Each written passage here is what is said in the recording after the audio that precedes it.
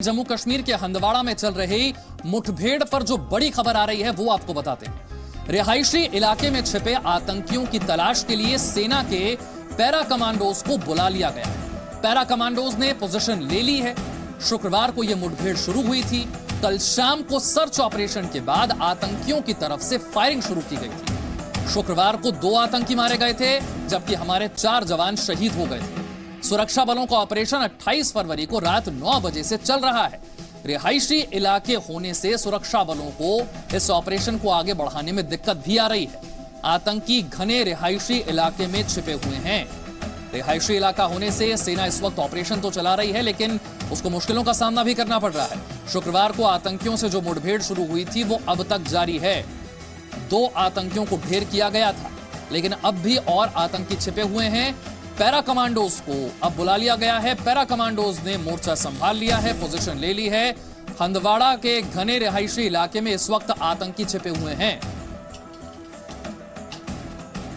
राजू केरनी ज्यादा जानकारी के साथ हमारे सहयोगी इस वक्त हमारे साथ जुड़ रहे हैं। राजू, कई घंटों से ये मुठभेड़ चल रही है, अब तो पैरा कमांडोज को भी बुला लिया गया है। फिलहाल स्थिति क्या है?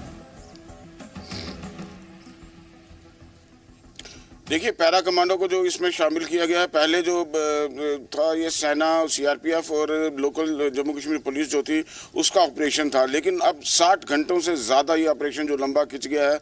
आपको ये बता दूं कि ये वो इलाका जो है काफ़ी घना इलाका है, इसलिए पहले एक मकान जिसमें आतंकी जो थे बताए जा रहे थे, उस मकान को जब डिस्ट्रॉय किया गया, उड़ा दिया गया, तो उसके बाद जब उसमें तलाशी लेने लगे तो उस समय जो है हमारी कैजुअलिटीज़ उसमें हुई। सीआरपीएफ के 2 लोग मारे गए, 2 जम्मू कश्मीर पुलिस के लोग मारे गए, 9 के करीब जो हैं हमारे जो सैनिक थे, हमारे जो सुरक्षा बलों के जवान थे, वो उसमें जख्मी हुए। फिर फायरिंग शुरू हो गई, दूसरे मकान से गोलाबारी शुरू हो गई थी, उस मकान को भी उड़ा दिया गया। लेकिन अभी तक जो है जो अंदेशा जो जताया जा रहा है कि उसमें चूंकि अभी तक बॉडीज रिकवर नहीं हुई हैं, अभी अंदेशा जताया जा रहा है कि शायद 2 से 3 मिलिटेंट जो है उसी इलाके में, काफ़ी घना इलाका है, इसलिए ऑपरेशन करने में दिक्कत आ रही है।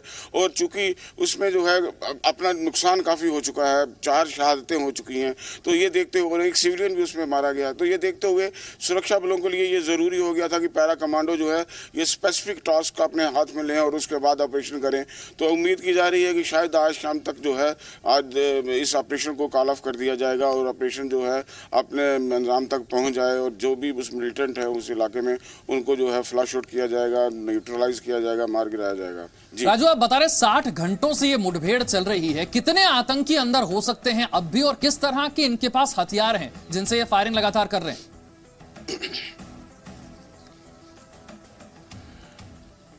जी, जाहिर सी बात है कि ये आतंकी जो थे ये ग्रुप में स्कैटर्ड थे, तभी ये इस किस्म का ये ऐसा डैमेज हुआ, क्योंकि जब जिस मकान का जो इनपुट मिला था उसमें 2 से 3 आतंकी होने के अब कहा जा रहा था, लेकिन जब उस मकान को उड़ा दिया गया और ये था कि 2 से 3 आतंकी जो थे, 2 आतंकी जो थे उनको मार गिराया गया है।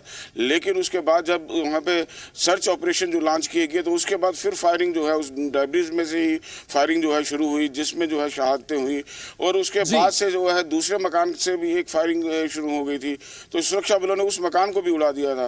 तो ये सारी अभी चीज़ें जो है बॉडी मिलने के बाद और उसके बाद हथियार बरामद होने के बाद पता चल पाएगा कि किस किस्म के हथियार उनके पास थे जिससे वो इतनी देर तक जो है सर्वाइव कर पाए और कौन से तंजीम के जो है मिलिटेंट जो है उनकी पहचान हो पाती है। बहुत बहुत शुक्रिया राजू केरनी इस तमाम जानकारी के लिए। तो 60 घंटे से यहाँ पर मुठभेड़ चल रही है, पैरा कमांडोज को बुला लिया गया है।